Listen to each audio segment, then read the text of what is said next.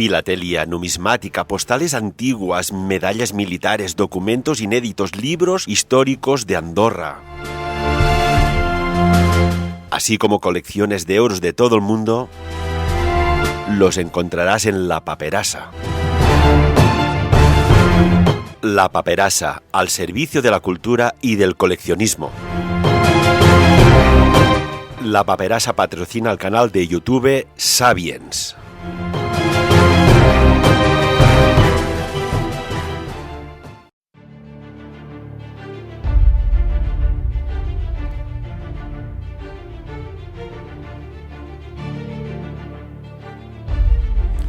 Saludos y bienvenidos a Sapiens. Les habla su amigo Ferran Prat. Hay algo repartido por todo el planeta y hoy sabremos por qué.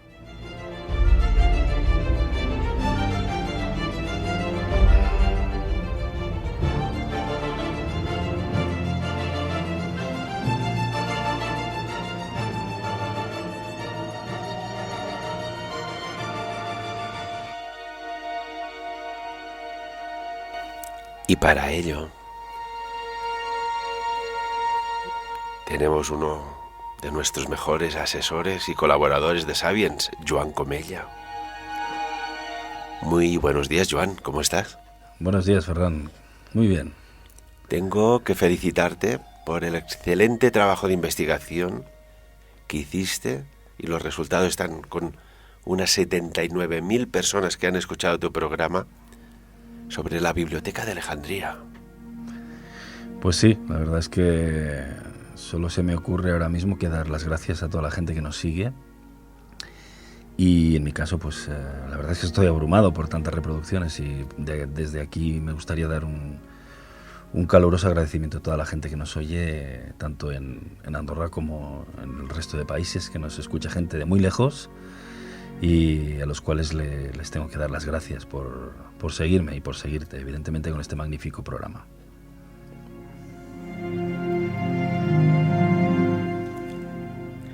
Joan, hay repartido por todo el planeta innumerables megalitos, pero hay uno que es muy misterioso, que parece como un centro de poder, que parece que tiene algo más que cemento o piedra esculpida, y son los obeliscos, ¿verdad? Pues sí, así es.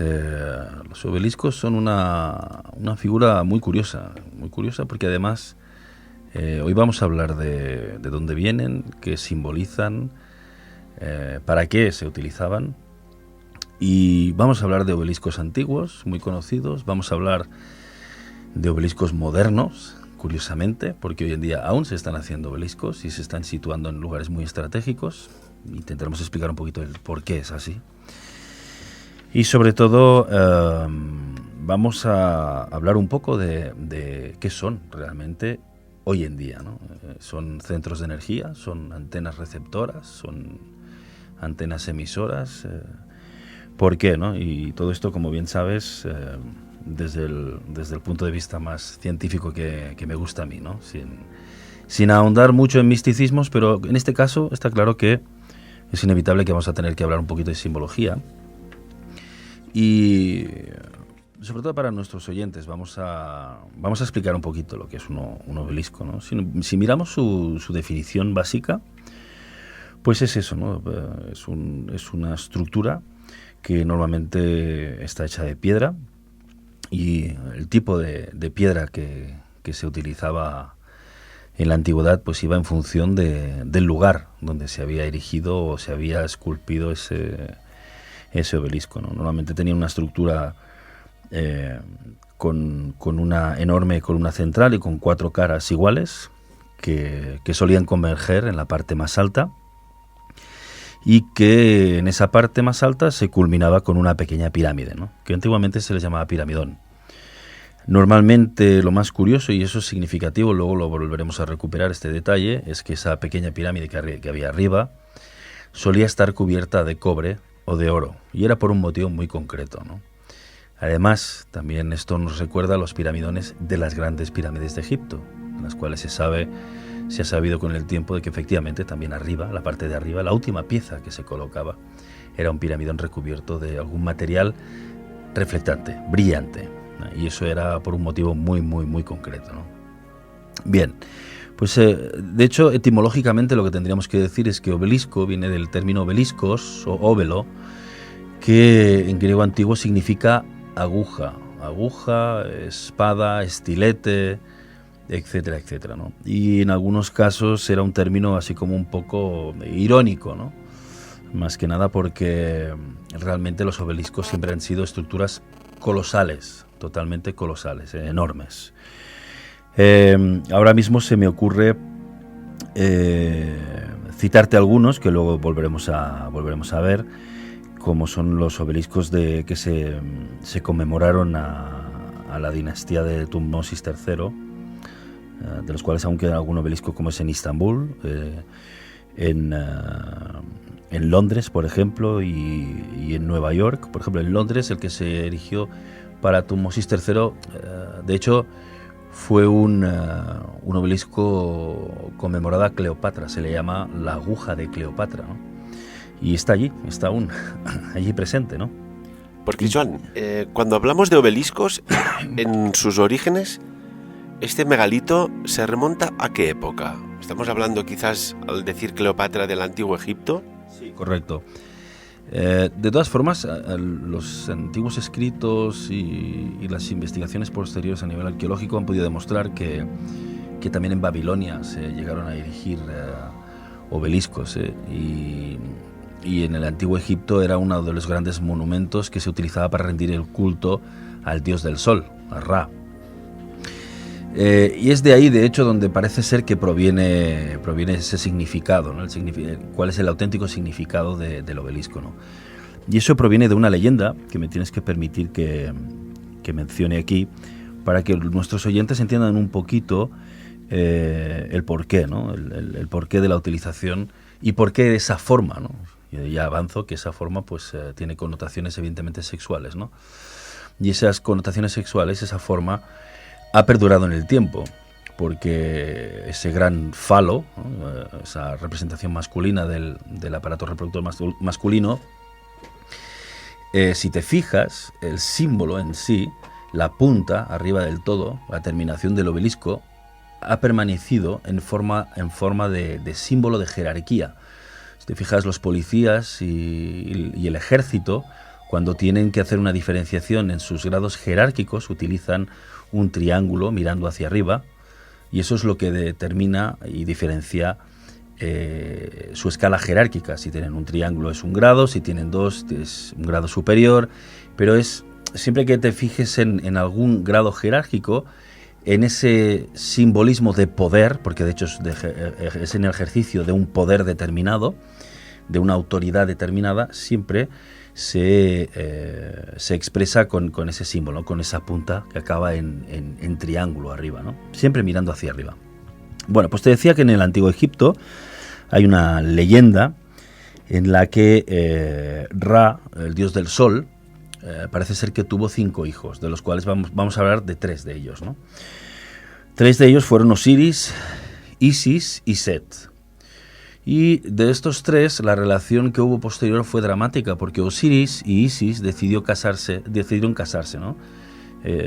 Los 2 hermanos, Osiris y Isis, se casan, se enamoran, y entonces Set, que era el tercero de los hermanos, pues era un hermano muy celoso y además con unas grandes ansias de poder, y le cogió un gran odio a su hermano, a Osiris, porque entonces se convertía en el regente y por lo tanto en el dios faraón de Egipto. Y Set lo que hizo en esas ansias de poder fue planear hacer una trama para conseguir matar a su hermano. Entonces él organiza una gran fiesta en homenaje a su hermano, a Osiris, y dice la leyenda que él diseña una caja grande, que esa caja tenía las proporciones exactas de su hermano Osiris. Es una caja que por fuera estaba muy ornamentada, muy bien pintada, muy bien decorada. Y en esa fiesta él ofrece esa caja como regalo a aquel que se meta adentro y la caja encaje perfectamente con la persona que pueda meterse.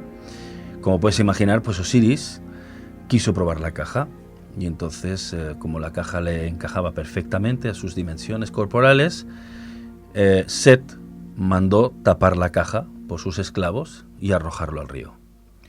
Y lo arrojó al río, a un río de Egipto. Y digo un río de Egipto, no digo al río Nilo, porque la idea de Set es que el cuerpo de Osiris no fuera nunca más encontrado. Y te explico por qué. Isis, la mujer de Osiris, en su desesperación, intenta pues embarcarse en una misión para encontrar el cuerpo de su amado y darle un entierro digno, según el antiguo culto egipcio, ¿no?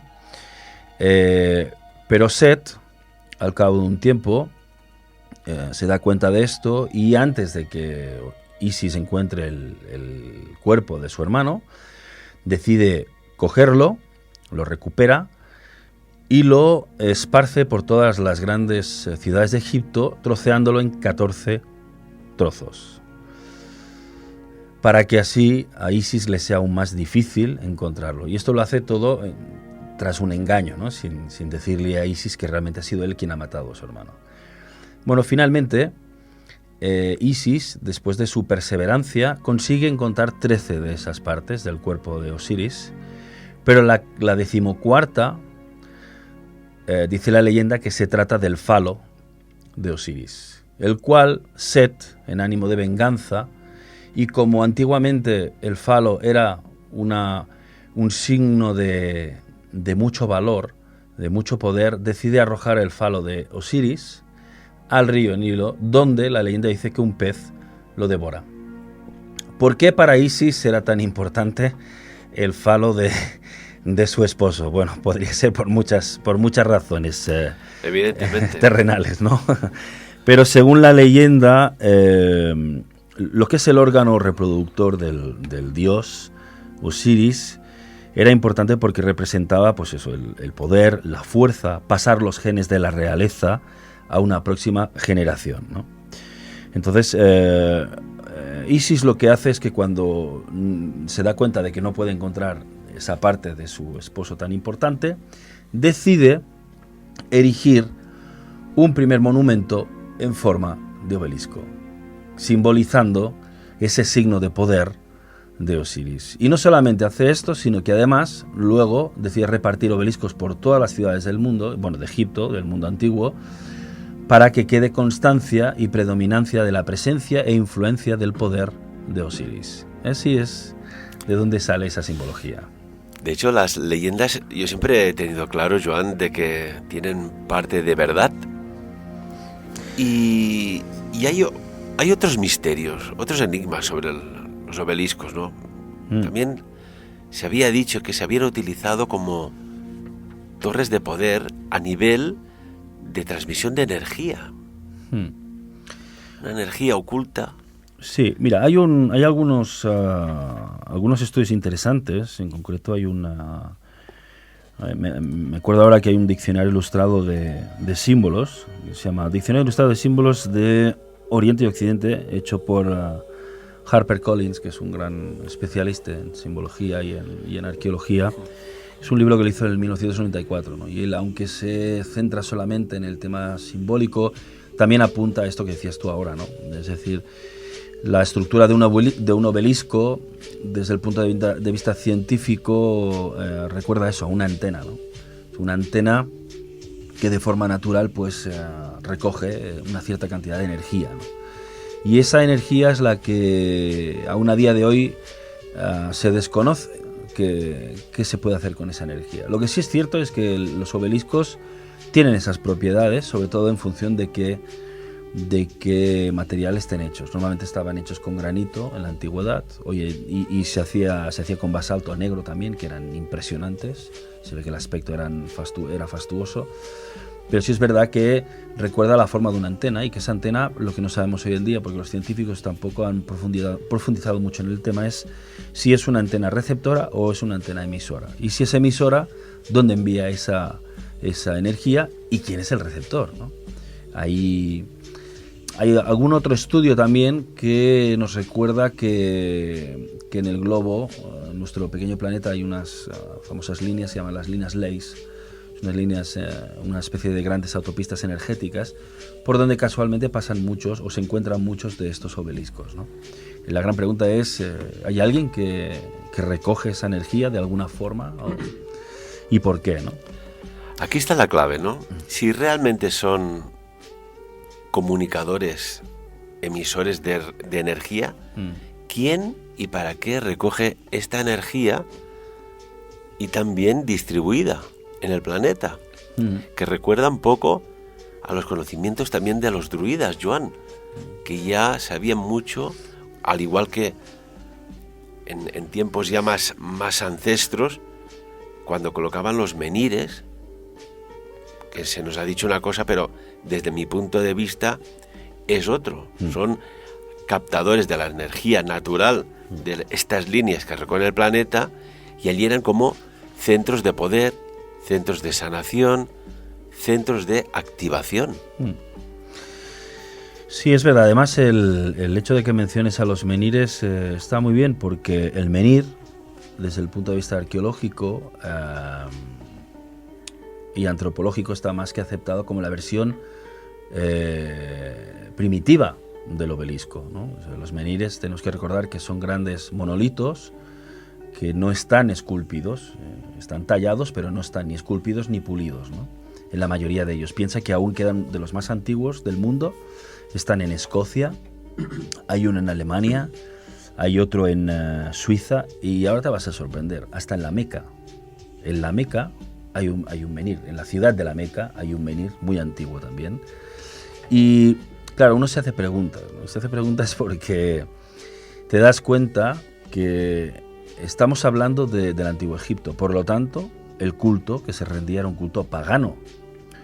¿Cuántas veces no hemos hablado, incluso cuando hablamos de la Biblioteca de Alejandría, que parte de las destrucciones que sufrió la biblioteca fue también instigada por todas las instituciones de Roma, en aquella época del Imperio Romano, que decidieron pasarse al cristianismo y cargarse todas las representaciones paganas? Es más, en algún pasaje de la Biblia se dan instrucciones precisas para que se destruyan las imágenes de piedra. Esas imágenes de piedra a las que hace referencia la Biblia son los obeliscos erigidos por la antigüedad. Y además la Biblia, la tradición bíblica, trata a esas imágenes o los dioses paganos como auténticos demonios, ¿no?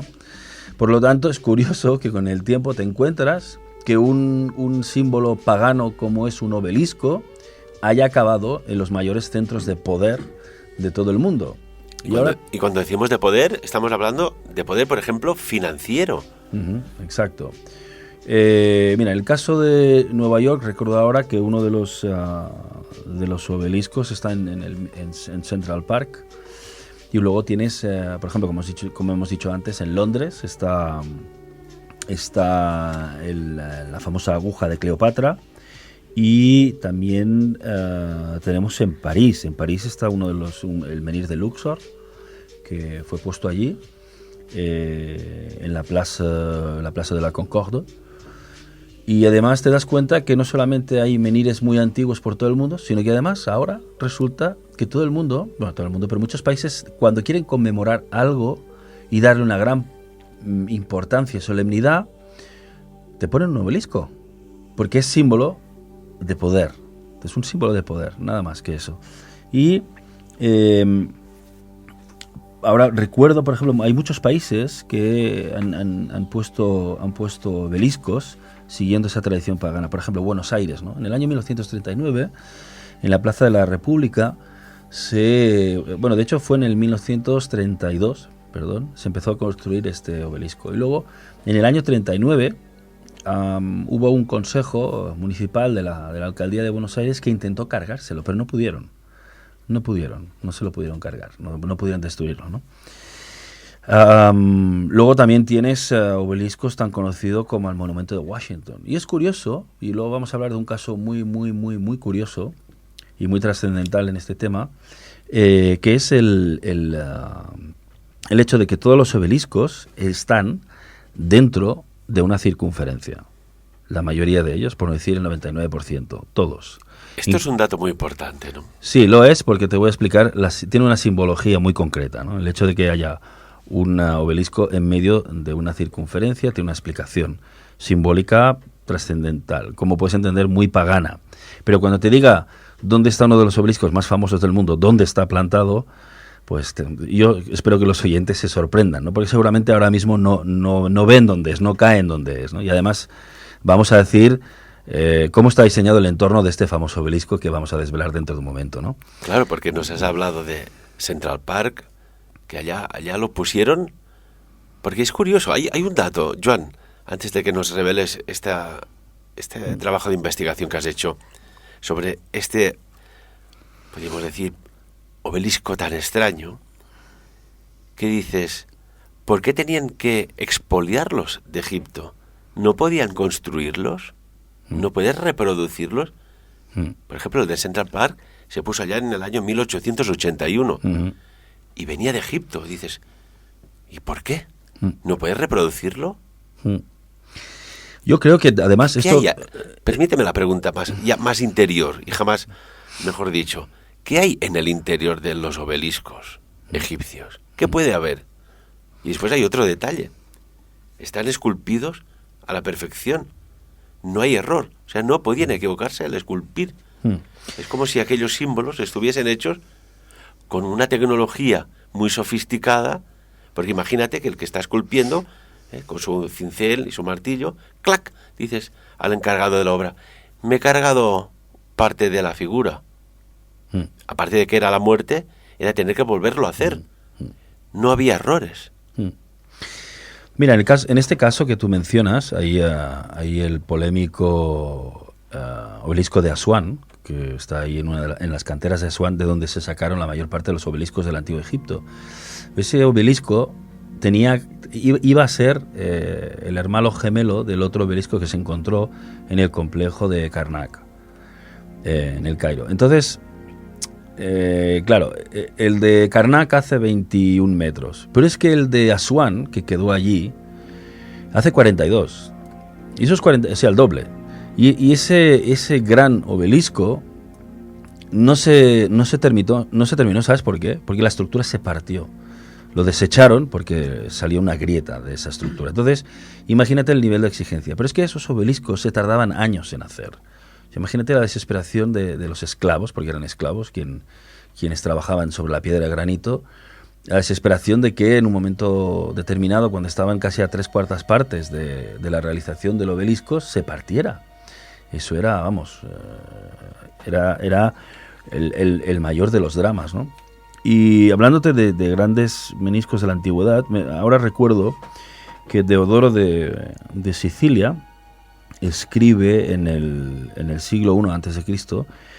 que hubo una reina, la reina Semiramis de Babilonia, que hizo construir un obelisco de 130 pies de altura. Eso es una brutalidad también para esa época. Pero lo más curioso de todo esto es que, por ejemplo, ha habido intentos ahora, en la Edad Moderna, por parte de algunas universidades que tienen departamentos de arqueología muy importantes y de investigación histórica, como es la universidad en Luisiana, que hicieron intentos para reproducir obeliscos. En este caso se hizo un obelisco de 1.500 kilos, 1,5 toneladas. Pero es que te estoy hablando de que los obeliscos que hay, por ejemplo, el de Karnak, pesa 300 toneladas. Entonces imagínate tú cómo lo hicieron. Hay, en las propias paredes del obelisco, te explican el por qué se erigió ese obelisco, a quién iba conmemorado y tal, pero no hay ni una palabra de cómo lo hicieron. Y se pretende hoy en día de que se trajeron los obeliscos arrastrando por encima de troncos, igual que se hizo un poquito como las piedras de las pirámides de Egipto, ¿no? Pero cada día más la tecnología y la ciencia actual tiene serias dudas del cómo lo hicieron, ¿no? ¿Cómo es posible? Imagínate un obelisco de 300 toneladas, cuánta gente habría que moverla, y no solamente cuánta gente tendría que intervenir en el desplazamiento, sino que habría que llevarlo en alguna especie de barco, no sé de qué tipo, para meter un obelisco de 300 toneladas y que no se hunda el barco. Cuando sabemos que el río Nilo además es de poca profundidad, porque los barcos que pasean por ahí y llevan a los turistas por ahí son barcos especialmente diseñados para que no se encallen en el fondo del río, ¿no? Y que jamás, Joan, se ha encontrado en el fondo del río ningún megalito de piedra. Exacto, o sea, exacto. Dices, no hubo fallo, no hubo error en el diseño, sí. en el esculpido, en el transporte, porque no habían grúas, no había medios es que además hidráulicos. Parece que no hubo el tema este de ensayo-error. Eso no parece ser que no llegó a existir. O sea, imagínate qué nivel de perfección en un tiempo en el que a duras penas la rueda estaba presente, ¿no? A nivel tecnológico. Entonces, claro, eso ofrece muchas dudas. ¿Ofrece dudas? Déjame preguntarte. Sí, ofrece muchas dudas, porque... ¿Qué conclusión sacarías? O sea, ¿qué hay en aquel día en la clase de historia cuando nos hablaban del Antiguo Egipto que nos perdimos durante unos minutos? ¿O no nos perdimos nada porque no hay explicación? Claro, yo creo que cuando estás aprendiendo historia, de la historia que te enseñan en la escuela, tampoco no tienes criterio para poder saber que lo que te están explicando a lo mejor no es que no sea la verdad, es que sencillamente es una teoría. Todo lo que se nos ha enseñado a nivel histórico, sobre todo relacionado con Egipto, ya hemos hablado otras veces de esto, es pura teoría. Los grandes expertos en arqueología, historiadores, han reconocido finalmente que son teorías. Jamás se ha llegado a hacer una afirmación categórica de cómo se hizo y eso fue de esa forma. Y no, ha habido grandes investigadores que han hecho teorías y han hecho propuestas muy interesantes, pero jamás se ha encontrado a nadie que haya dicho, no, esto fue así, yo lo puedo probar y lo demuestro, ¿no? Dejando de lado el obelisco de Asuán, que es una de las grandes... Además, es nunca mejor dicho, es uno de las grandes piedras en el zapato de los arqueólogos más tradicionales. Pues dejando aparte eso, es curioso que haya un obelisco que está muy presente, que tiene una historia muy curiosa, ¿no? ¿Qué es el obelisco de la Plaza de San Pedro, en el Vaticano? Ese es el que os quería explicar antes. Además, está cargado de una fuerte simbología. Si ahora os vais a internet, a los oyentes que nos están escuchando, y veis fotos, veréis que el obelisco está en medio de una circunferencia. Y esa representación pagana representaba el acto sexual. Y la circunferencia siempre se ha representado como ese órgano reproductivo femenino, y el obelisco, el órgano reproductivo masculino. Pero además, no solamente eso, sino que si os fijáis en el actual obelisco de la plaza de San Pedro, veréis que está rodeado por toda una serie de pequeños menhires circulares. Y además, resulta que ese no era el lugar originario del obelisco. En concreto, hubo un papa, Sixto V, que en 1586 mandó moverlo justo delante de la basílica. Pero a mí me viene una pregunta, Ferran. O sea, estamos hablando de un símbolo reconocidamente pagano, pero que debía ser un símbolo de poder tan importante que alguien como un papa se molestó en el 1586 a que toda una serie de obreros hicieran un proyecto de magnitudes titánicas solo para mover a una pequeña distancia ese obelisco justo en el centro. Tenía que quedar justo delante de la basílica. ¿Por qué ese interés? ¿Por qué? ¿Tan importante era ese obelisco? Y hay otra cosa muy curiosa. Si cogéis Google Earth, os vais ahora a internet, cogéis Google Earth y miráis el Vaticano, os vais a encontrar en algo un poco sorprendente. La interpretación que yo hago es una interpretación compartida por otros investigadores, sin ánimo de faltar al respeto a nadie, pero si os fijáis en el complejo de la Basílica de San Pedro, tiene una forma muy curiosa, ¿no?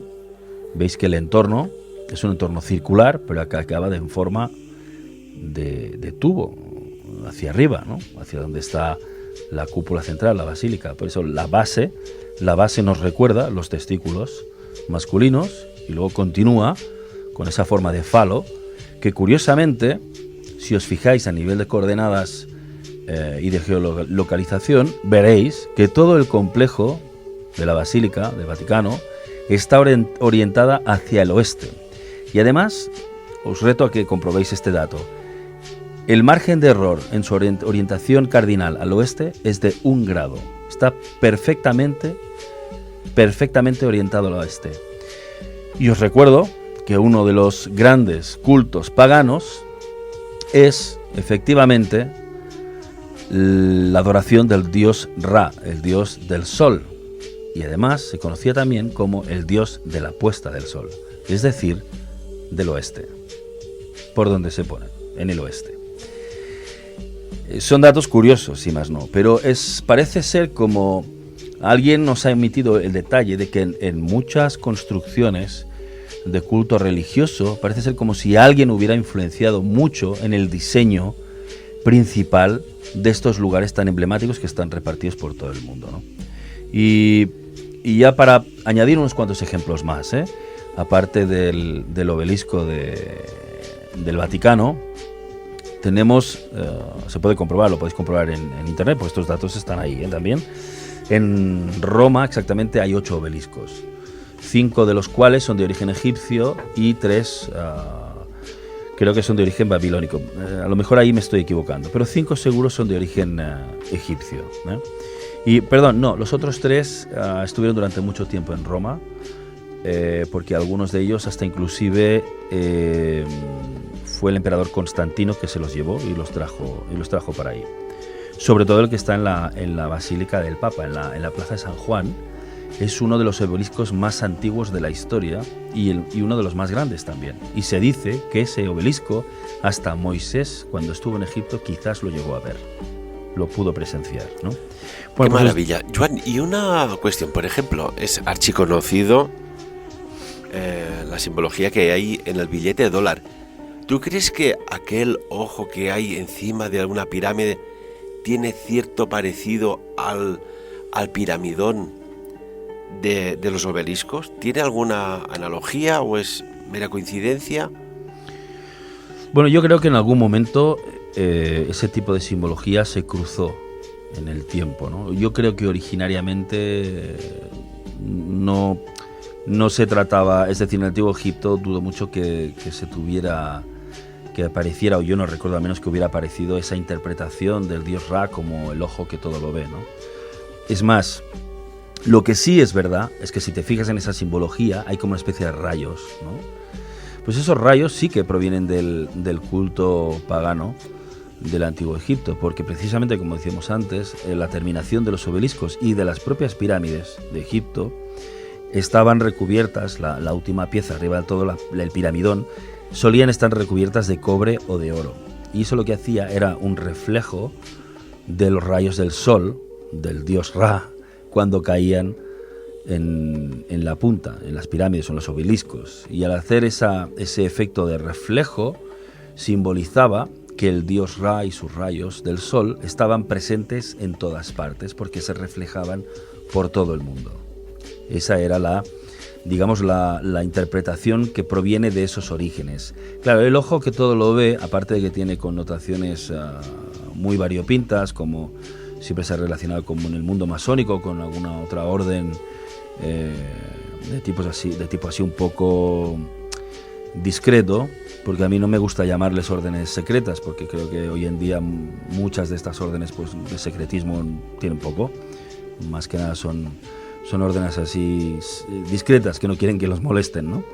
Pero en el caso de estos símbolos que pueden asociarse, ya digo, con una organización o con otra, el ojo que todo lo ve, yo la interpretación que le hago, y esta es una interpretación propia, como ya sabes que siempre acostumbro poner pues algo de mi propia cosecha, puedo estar equivocado evidentemente, pero con los años yo creo que ese ojo que todo lo ve no es solamente la presencia inherente de un Dios creador que lo está viendo, no diría controlando, sino observando todo, pero ese ojo que todo lo ve, si lo quisiéramos aplicar en el antiguo culto pagano, pues sería precisamente que a través de esos rayos del sol, el dios Ra llega a todas partes, ¿no? Y te ve en todas partes. Yo es la interpretación que haría.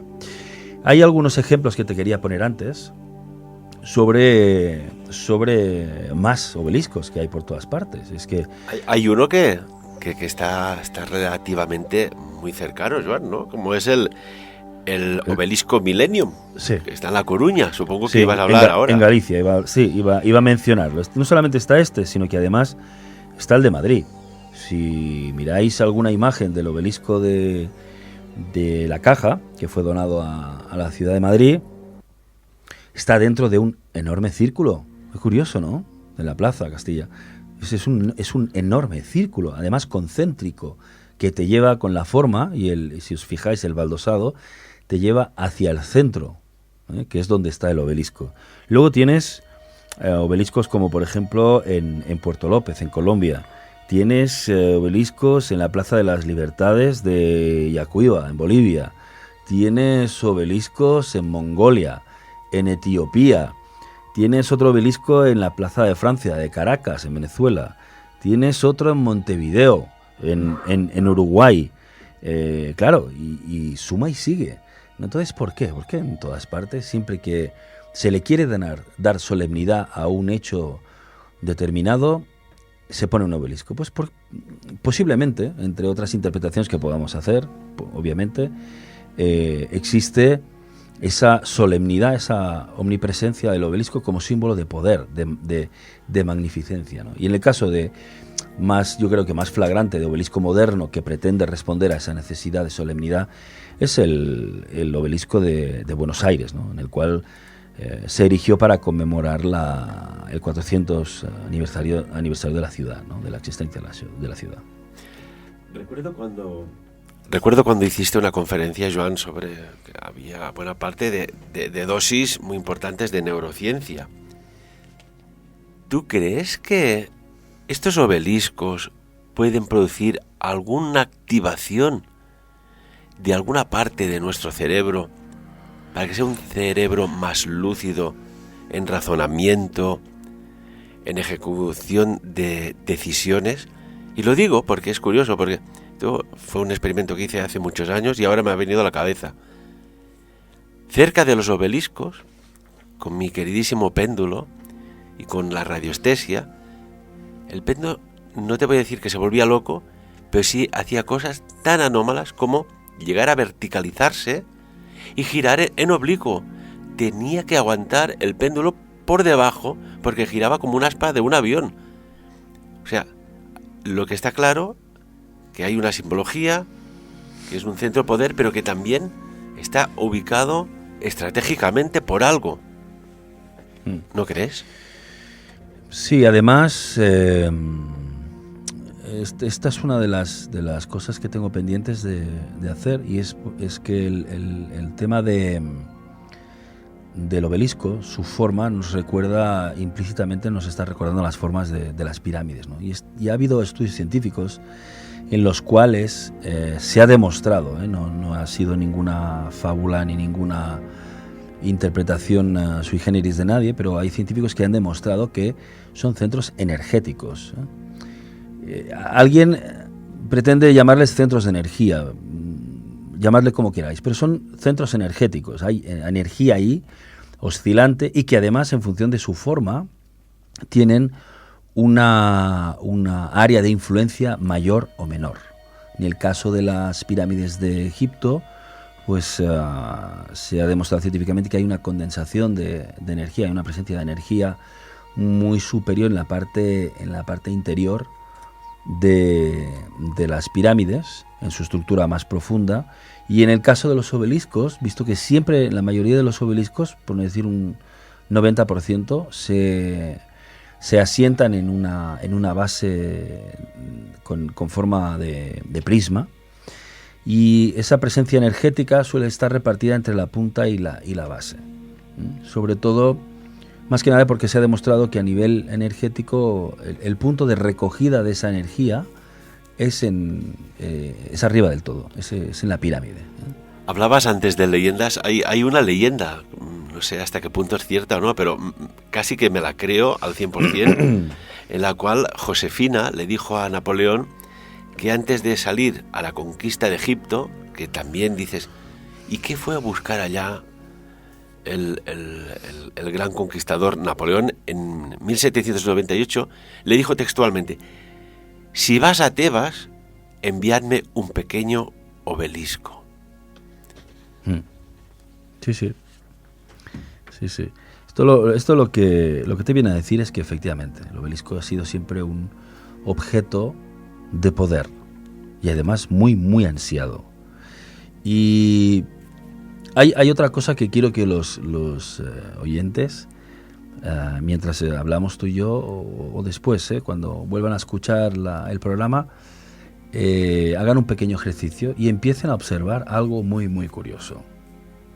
Resulta que no solamente tenemos obeliscos en su forma más literal, sino que además alguien, no sé de qué forma, a través del tiempo, dejó inculcado en la mayoría de templos de culto religioso, de cualquier índole, dejó inculcado el hecho de que tenía que haber una presencia que recordara a los obeliscos. Fíjate que hay muchas iglesias, que el final de lo que es el campanario acaba en una punta extremadamente larga. Sobre todo en iglesias evangelistas y en iglesias católicas sobre todo, más contemporáneas. Todas acaban en punta, pero una punta muy prolongada que recuerda a un obelisco. Y es más, yo reto a que nuestros oyentes vayan a internet o si están en esa zona, se vayan directamente ahora mismo a la Torre Eiffel y la miren de lejos. ¿No os recuerda algo? ¿A un obelisco, Joan? Entonces, ¿Sí? Claro, la pregunta es, ¿hay alguien que tiene mucho interés en que esa forma esté ahí tan presente?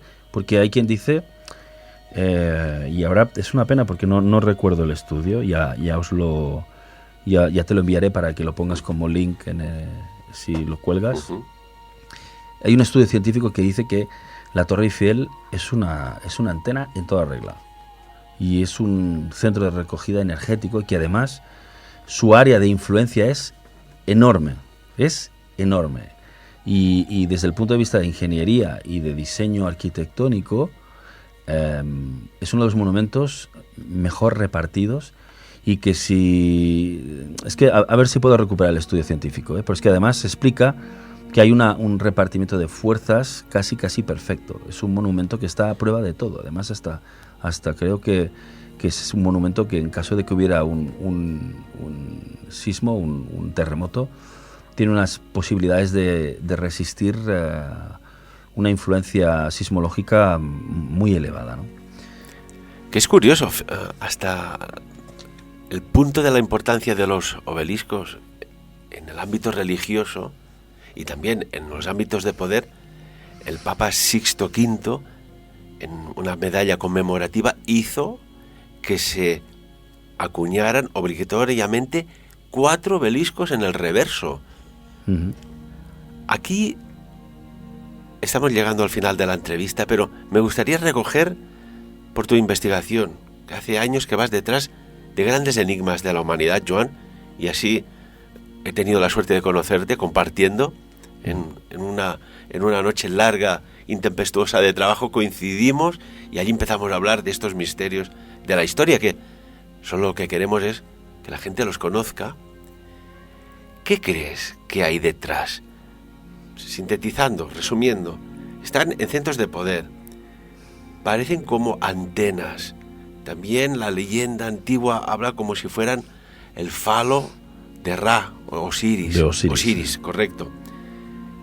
¿Con qué nos quedamos?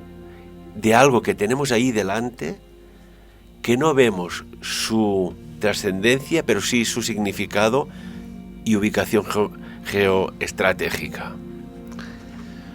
Yo, mira,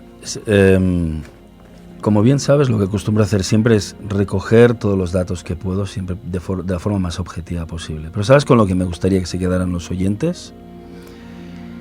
Con el hecho de saber que tienen la suerte de poder disfrutar de un programa como el tuyo, donde se puede ser libre. Y ahí está la magia de cualquier enigma de nuestra humanidad, porque tenemos todos esos datos delante que nos están dando a entender que lo que nos han explicado no tiene por qué ser cierto, tampoco tiene por qué ser una confabulación y una conspiración para mentir, pero puede ser que la gente que nos han explicado las cosas durante todos estos siglos se hayan equivocado. Y esa libertad que nosotros tenemos para interpretar lo que nos plazca, ahí está la esencia y la magia de todos estos enigmas, ¿no? Cada uno puede interpretar lo que quiera y, como tú muy bien dices, sacar sus propias conclusiones, ¿no?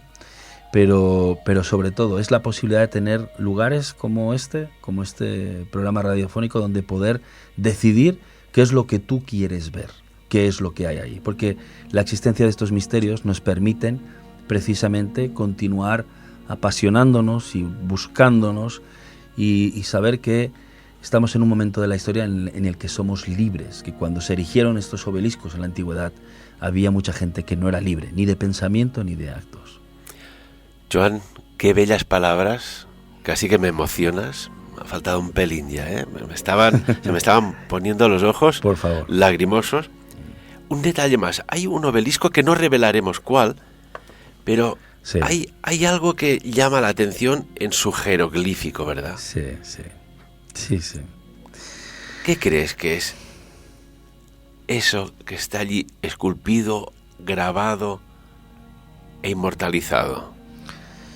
Pues no lo sé, Ferran, porque yo tengo que ser honesto, sabes que siempre procuro ser honesto, y no soy experto en jeroglíficos ni en simbología egipcia. Pero lo que representa, pero está un claro, niño o una niña de 7 años nos diría lo que es. Exacto, eso es. Entonces, es recogiendo un poquito el mensaje de antes. Todos podemos ver lo que queremos ver, ¿no? Pero seguramente no será lo que nos han explicado, lo que nos pretenden transmitir que es, para que todos estemos tranquilos y no preguntemos. ¡Qué maravilla! Joan, ya tenemos ganas de volverte a tener con nosotros para que nos acerques estas otras cosas que están por ahí en el planeta y que, siguiendo un poco la línea de lo que decías, genera amigos, abre puertas, puedes compartir, expresar. Sabemos que la verdad es muy difícil de acceder, pero tenemos versiones muy cercanas a la verdad, y eso es lo que una parte de nuestras horas, de ese cachito de 24 fragmentos, nos hace sentir más vivos que nunca. Exacto, así es. Joan Comella, como siempre, un placer, ponente del Congreso Sapiens, buen amigo, investigador en sus áreas de influencia, una persona muy respetada. Que estés aquí con nosotros una vez más, y después del exitazo de aquella biblioteca de Alejandría, a saber qué se llegó a quemar, qué se llegó a hacer desaparecer, echándole fuego al asunto, si la historia sería tal cual la conocemos ahora o no. Exacto. Yo aprovecho muy rápidamente para decir una cosa a nuestros oyentes, que tenemos que aprender de los errores que hemos cometido en el pasado. Que tú sabes que mi tema favorito es precisamente la Biblioteca de Alejandría. Siento auténtico amor y pasión por la historia, pero por la auténtica historia. Y se perdió tanto allí, en la Biblioteca de Alejandría, se perdió tanto conocimiento. Por eso que a los oyentes que nos sigan les pido que jamás tiren un libro, jamás lo quemen, jamás lo traten mal. Un libro es un ser vivo que te habla cada vez que lo abres y está ahí siempre a punto para ti.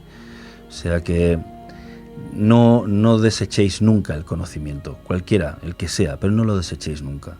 Guardadlo como un tesoro y como testimonio de que hemos aprendido aquello que hicimos tan mal hace tiempo atrás.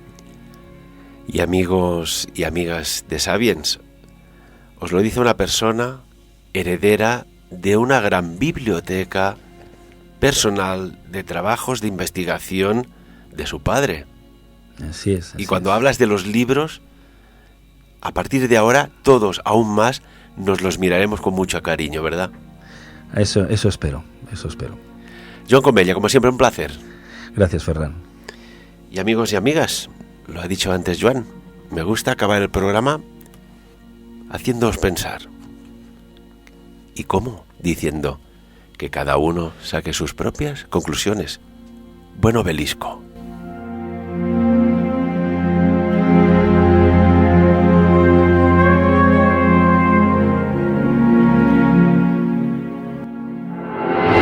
Sapiens. Dirigit i presentat per Ferran Prat.